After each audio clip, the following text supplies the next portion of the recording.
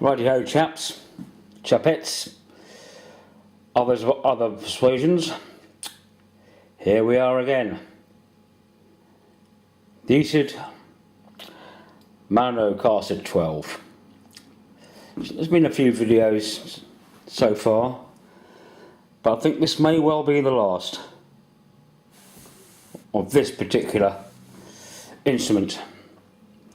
Some of my other videos, things I have not been overly impressed with. It sounds very nice, but I just don't think the build quality is good enough for the amount of money I paid. As we mentioned the scratch plate before, and you can see again it's really, and the more you look the more you find. Unfortunately that does not apply to my wallet. Little bits. The neck is moving. There was no gap before. You can put, as a 10 thou, you can put a 10 thou feeler gauge down there. If you remember from the last video, the screws holding the neck on have also shifted. Well, you could maybe expect a little bit of movement when a guitar is new, but it's just, for this kind of money, I don't. More little bits and pieces on the binding. There we've got a mark. Some more there.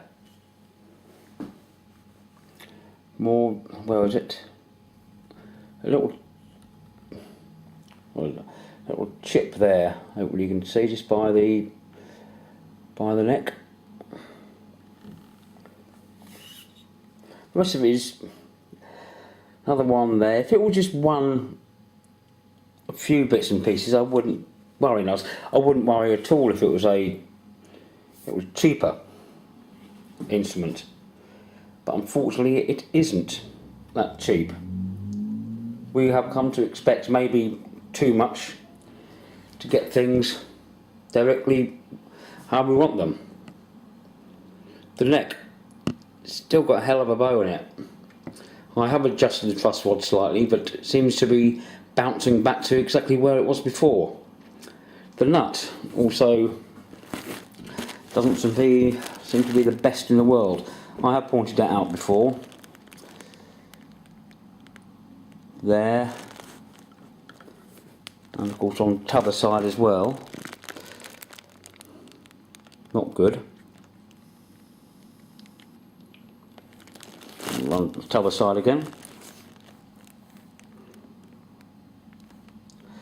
It sounds lovely.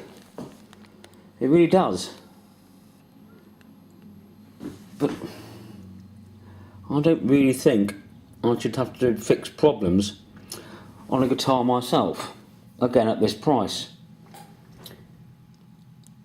It's €400, which I think equals, when I bought it, about 350 quid, which I suppose you could say that's the euros and things, it's going to be $350, and we expect more nowadays, rightly or wrongly.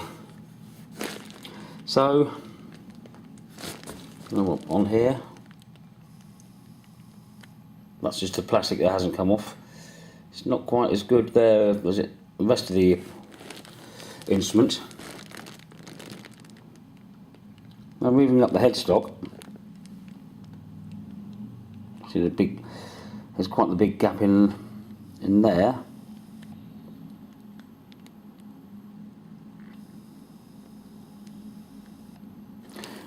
The headstock is definitely not finished. There seems to be, if there is any kind of, oh dear, get this right and one-handed. There's no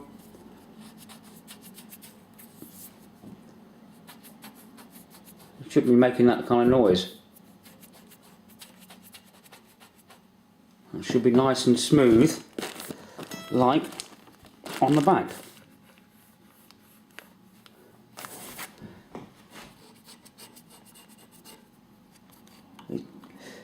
it must have the lightest of light coats of lacquer or varnish possible.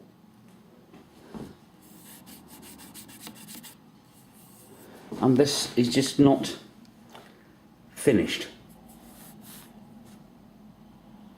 I think it's time for a return, and hopefully Thomann will be able to sort this out, hopefully with a better grade instrument, or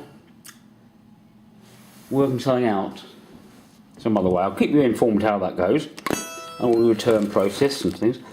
But I said it does sound nice, but just not as good as I'd hoped. Okay, see you next time, chaps.